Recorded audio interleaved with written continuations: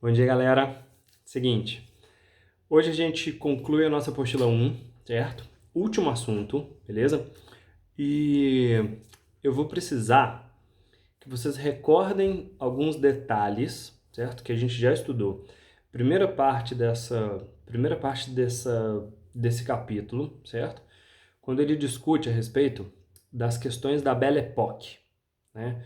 Quando ele está apresentando as mudanças que estão acontecendo na cidade, principalmente no Rio de Janeiro, em relação à urbanização, ou seja, como é que a cidade está passando por mudanças, como é que ela está tentando, os políticos, né? Eles estão tentando criar uma cidade mais arejada, uma cidade mais higienizada, certo? Uma cidade mais bonita.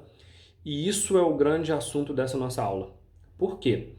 Porque, como eu já havia dito, o que a gente está vivendo no Brasil, o que estava acontecendo no Brasil naquele período, era que todo o país, né, todos os políticos, eles só olhavam para o seu próprio interesse. E o que isso daí significa?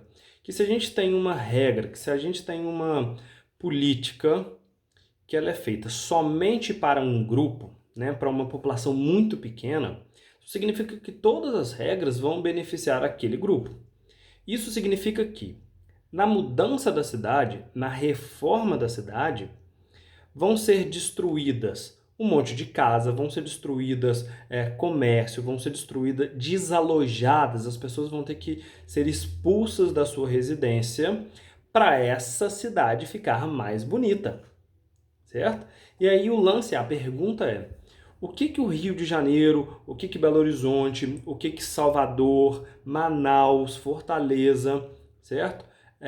São cidades que vão se modernizar, vão ficar mais bonitas, mas essa beleza vai atingir todo mundo, né? Essas mudanças, essa reforma vai ser boa para toda a população ou somente para aquele grupo que controla a política, somente para os grandes coronéis, somente para os grandes fazendeiros? Então, essa população que vai ser desalojada, ou seja, eles vão ser expulsas, vão destruir a casa dessas pessoas, entendeu? Destrói tudo, como se passasse um caminhão derrubando, o país não paga nada, ou seja, vem um caminhão, derruba sua casa e fala assim, ó, valeu, tchau. Ah, mas eu vou protestar. Não pode, você não pode vir derrubar minha casa e me deixar sem lugar. Posso. Sabe por quê? Porque a regra do Brasil falava que se você é um político importante, um grande coronel, você pode tirar a população pobre de onde ela estiver. E essa população pobre que fica desabrigada, que fica sem o seu local de residência, eles vão viver principalmente nas periferias, certo?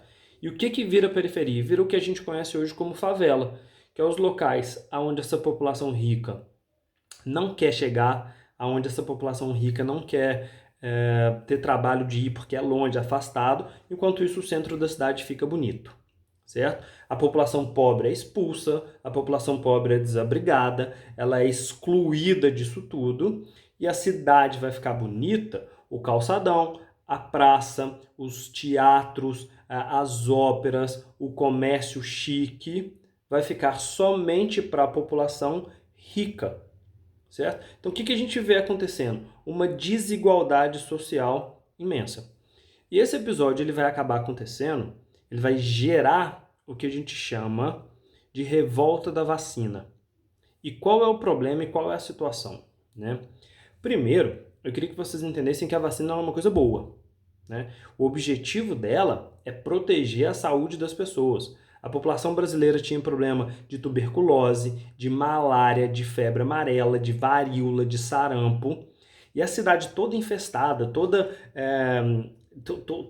estreita, o esgoto a céu aberto, ninguém se tratava, não tem, o ar não circula, fica um ar todo fétido, né, fedido, fica tudo fedorento. A vacina ela chega para resolver esse problema, né, para tentar curar a população e para o povo não ter mais a doença. O problema é o jeito que ela foi feita. E por que uma vacina que é pensada para ser boa, ela vai causar uma revolta? Porque a população pobre, essa população que está excluída, que foi expulsa do centro da cidade, ela não é informada sobre isso.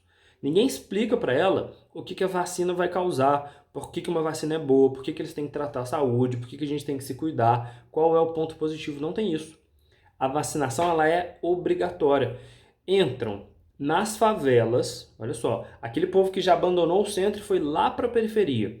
Começa a entrar, invadir a casa dessa população, um monte de soldado armado, certo? Com a cara tampada de máscara, chutando a porta dos outros com um escopeta, com um fuzil e uma vacina gigante, falando o seguinte, ó, você vai ser vacinado sim, a vacinação é obrigatória.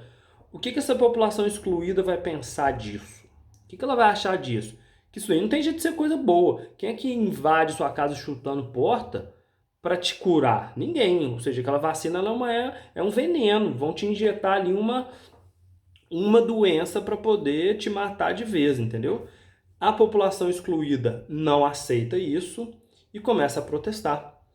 E aí que eu queria que vocês entendessem um esquema, hein? Ó, galera do Cefet adora revolta da vacina.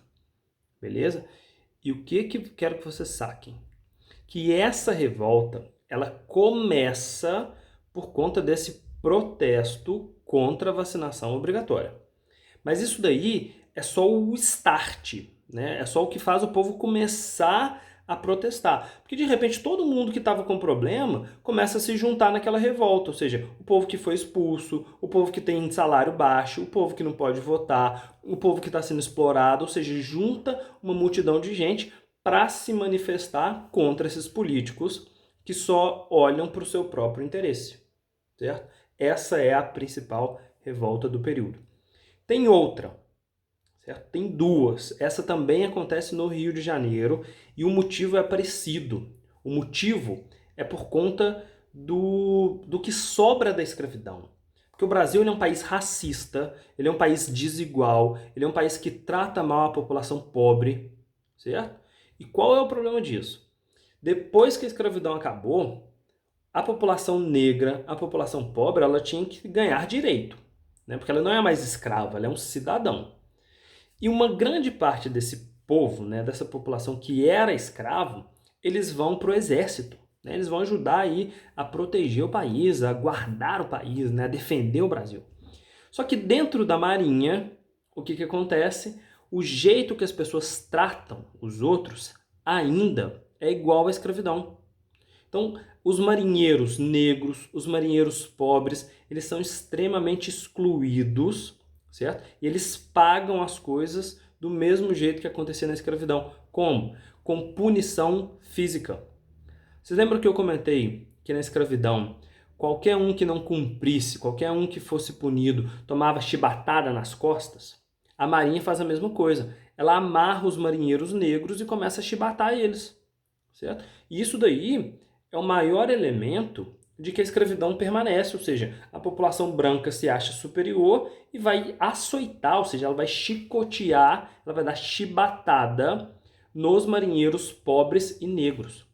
Só que chega uma hora que eles também se revoltam. Por quê? Porque isso daí é escravidão. Eles vão falar o seguinte, ó, a gente quer salário, a gente não quer ser tratado como escravo, porque a gente agora é livre, a gente é brasileiro, a gente está aqui para defender. Fazem uma revolta e ameaçam bombardear a cidade, já que agora eles são soldados, se isso não mudar. Acabam conquistando esse direito, é abolido, ou seja, a punição física, né? A punição dentro do exército para os marinheiros, ela não acontece mais, correto? E isso é uma das duas, uma vitória. Então nós temos esses dois episódios que acontecem no centro urbano, na cidade, mas que são feitos pela população excluída. Ou seja, o povo que está se rebelando, o povo que não tem direito, o povo que não aguenta mais ser explorado, toma a rua, toma as embarcações e se manifesta com violência. Por quê? Porque o político do Brasil, ele não aceita dialogar, de tão interesseiro e de tanto que ele se acha superior. Beleza? Valeu, é uma boa aula, qualquer dúvida é só perguntar.